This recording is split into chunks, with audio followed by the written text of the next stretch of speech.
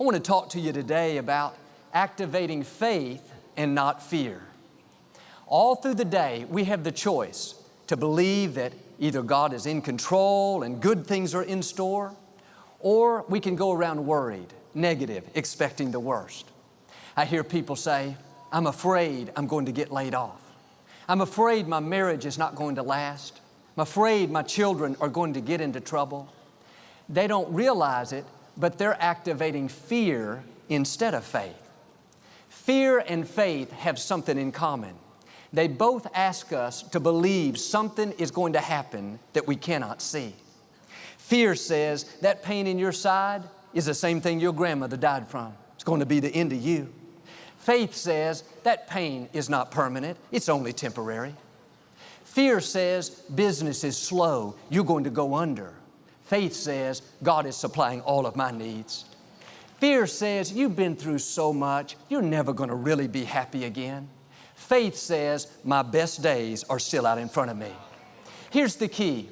Whatever you meditate on is what's going to take root. If you dwell on that fear all day, you let it play again and again in your mind, then you give it a right to become a reality. That's what Job said, the thing I feared came upon me. Fear is using your faith in the wrong direction. Your faith will work in the negative just as well as it will the positive. I was at the doctor's office with our daughter Alexandra one time, and as the doctor was examining her, he began to talk about how bad the flu season was and how he gets it every year. I said, Doctor, do you really get it every year? He said, yeah, Joel, it's just automatic with me. Something about my immune system. He was so convinced he was expecting it. 6 weeks later, we were scheduled to go back for Alexandra's checkup. His office called, said, don't come today. The doctor is out with the flu. I thought his faith is working. He got just what he was believing for. The problem is he was using it in the wrong direction. Just as faith can bring in good things, fear can bring in negative things. When you go around worried, expecting the worst, it's like you're inviting that into your life. Well, I'm afraid I'm going to get the flu. You just invited the flu. I'm afraid I might get laid off. You just invited a layoff. No, turn it around.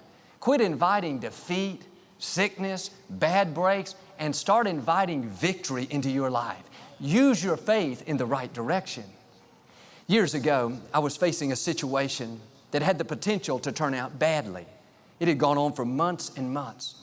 And every morning when I woke up, the first thought that came to my mind is it's not going to work out.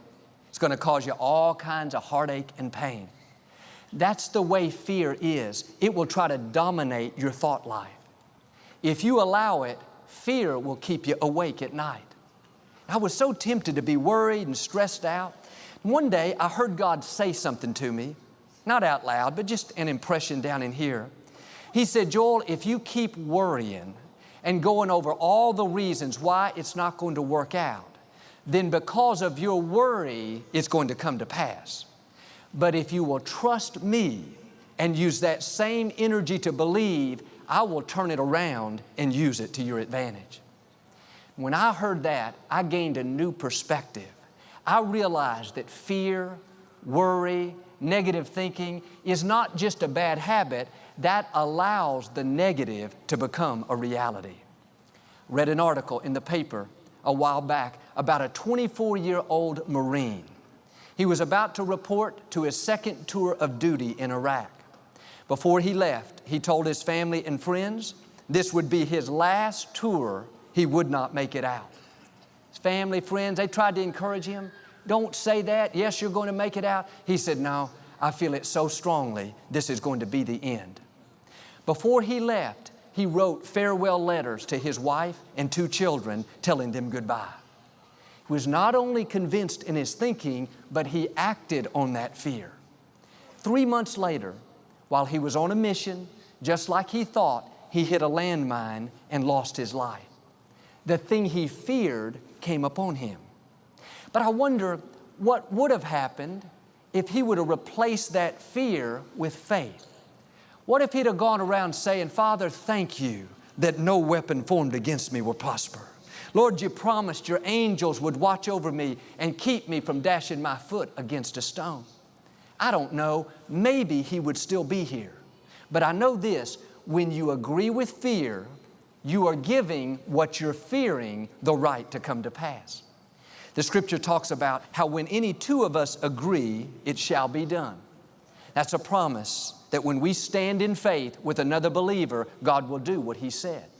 Well, I believe that principle is true even in the negative. When the enemy puts a thought in your mind, if you agree, then your agreement is what gives it the power to come to pass. But if you don't agree, you turn it around.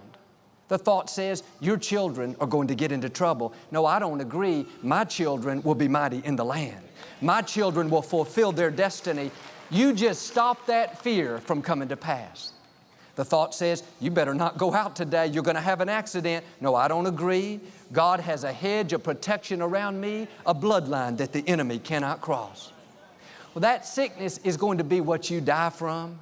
It's been in your family line for 3 generations. No thanks, I don't agree. With long life, God's going to satisfy me. Here's the key. Don't come into agreement with the fear.